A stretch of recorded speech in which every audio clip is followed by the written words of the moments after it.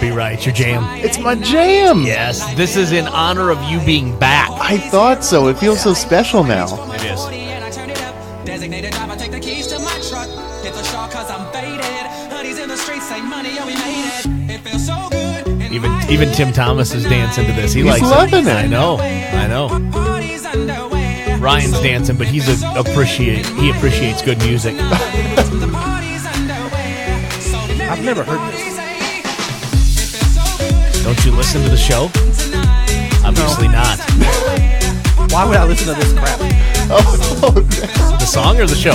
Both. Okay. That's good. 866-961-1430, 866-961-1430. You can actually call because Brian's here. Yeah. He can answer the phones. Absolutely. 866-961-1430. Love to hear from you today. If there's something on your mind, if you want to just text us, you can do that too. That number is 866-961-1430. I am so excited. Super happy to have our next guest joining us today. Scott Nason, the man, the myth, the legend, the Tom Izzo apologist. How are you today, my friend? I'm doing wonderful, Paul, and first of all, I'm not apologizing for anybody, as will soon be heard in this segment, and for all of those that listened to me last week for advice on NCAA basketball, bracketology, and madness, my apologies in advance and throughout the rest of the week. Well, now, if I am not mistaken here, early on in the ESPN Blacksburg College Pick'em Pool, you were doing very well, and you still are. You currently sit amongst the top of the brackets on our pool board, Scott. But you have Michigan State as your eventual champion, so I'll do it. Yeah. Much like a basketball game, you don't win it in the first half. You win it at the end. It's the team that's left last standing. And unlike Michigan State, I can hit more than 27% of my shots, at least, I think, statistic-wise, in the picks I've had so far. Well, so let's hear it. What is your opinion on Tom Izzo falling to a play-in Syracuse Orange 55-53? Scott, this is the best recruiting class he ever had. These guys are future NBA first-round draft picks, lottery draft picks. Like, what's going on? Why can't Tom Izzo get over that 34 hump?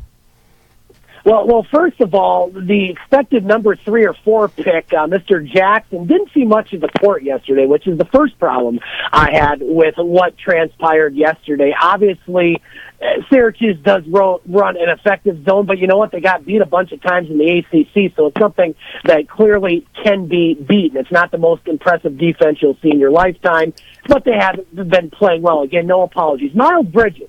This is a guy that I've kind of been after the last couple of years as a tad bit overrated. And I think you saw that yesterday going 4 for 16, looking at lost at times. This is a Michigan State team that when you look at when they played Duke in November and lost to Duke, they haven't gotten any better. Some might say they've actually gotten worse. And, you know, watching a lot of games this weekend and a lot of different teams, I don't think you saw a team that looked as bad as Michigan State did yesterday. I'm talking all the teams. I'm talking the 16 seeds. I'm not including the Terriers, mind you, but I'm talking the ones that lost just in general. Tom Izzo, you know, if this is 22nd season, he's only won once. With all the talent and all the recruiting classes he's had, this is the third straight year not making the Sweet 16. Ironically, the neighbor to the east has made 3 of the last 4, including this year. I got a lot of problems with what went down yesterday as a Michigan State guy and what has transpired over the past 2 seasons with this program. John Beeline was going to buy some property in East Lansing, but he already owns Michigan State, so he decided to just skip out on that. Well, there you go. Mike D'Antonio, you could say the same thing for football. But, you know, you got to give it hats off to Michigan. They found a way to win, and Michigan State did not, and that's why they are hitting the golf courses of East Lansing starting today. So I put together a kind of a joking segment in the first segment that I know that'll come as a shock to you that I was screwing around here on the show. Yeah, why wouldn't you? And one of the things that I said, in jest, but yet for every pound of humor, there's an ounce of truth. Was Tom Izzo, for all of his coaching accolades, does not seem to do well with the high-end kids. I mentioned that, he kind of needs those 3- and 4-star kids. He needs the kids that can handle being yelled at, that can be coached.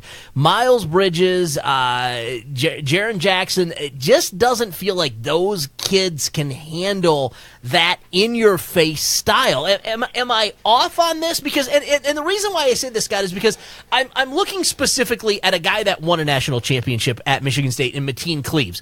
Not the highest rated guy coming out of high school, a little undersized, but yet when Izzo got on him, he responded. And I feel like those are the kind of kids that he needs to have if Michigan State is going to be successful.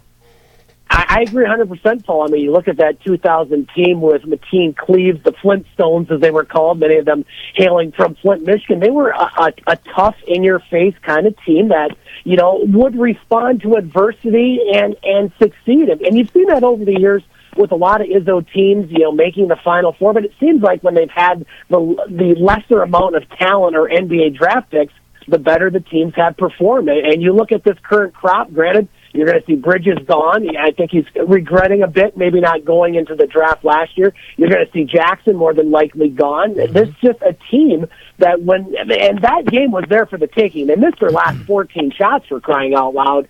And just walking the ball up court at times seemed to be a challenge. But, I really look at Miles Bridges, and he did take responsibility yesterday saying, I did not play a good game. Well, we've seen that several times with Miles Bridges, and I'm an NBA team, and I'm looking at what transpired this year in the big games. I mean, is it going to be a high draft pick? Is he going to get lots of money? Absolutely. I think he has the talent to do so, but I question his toughness. I question his responding to adversity, and you're going to have a lot of that in the NBA. So Miles Bridges has not improved his stock at all this year as far as the draft position.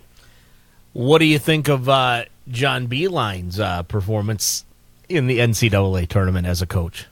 Well, I mean, he's a great coach, and I am a big Beilein guy. I mean, he's taken a program that was stagnant, if nothing else, before he got there. And, look, I mean, 3 Final Fours in the last 4 years, a team that kind of flew under the radar for most of the season. And you look at the position that they were in on Saturday night, being down by 3.8 seconds remaining, or whatever it was, 3 some odd seconds left, and that was just a well-designed play. It was a designed play that freshman hit in high school. I don't know if you saw the video of a similar shot that he made there. It might have even been last year, but this Michigan team is tough, and this is coming from me, Paul. You better record this, because I don't say this very often. I am. Michigan showed a high amount of class after that game. I look at Wagner, and after that shot was made, when the whole team went and jumped in the pile, he went to the Houston guy and consoled him. I thought that was great, and that starts from the coach, John Beilein, and that team. And you know me, I'm not a Michigan guy, but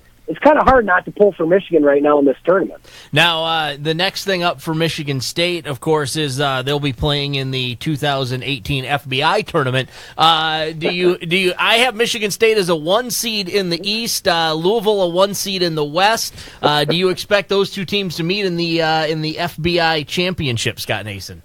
Well, I've learned from many government officials that I'm just going to take the fifth on this one and let you have that. There's nothing I can add to this.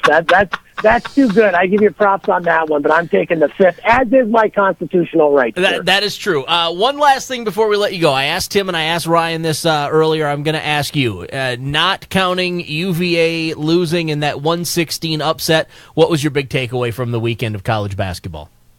Just how this tournament just delivers on so many different levels. I mean, you have the drama, you have the intrigue, you have the teams that you never heard of, like UMBC, Loyola of Chicago. Of course, you've heard of them a little bit, but they make the Sweet 16. Nevada yesterday, down 22, done and buried against Cincinnati, and they come back and win Florida State, a team that you touted, Paul, last week. They did pull the big upset on Xavier, although I wouldn't call it a big upset. I think Xavier was a bit overseeded, but just how this tournament delivers, unlike probably any sporting event can or does.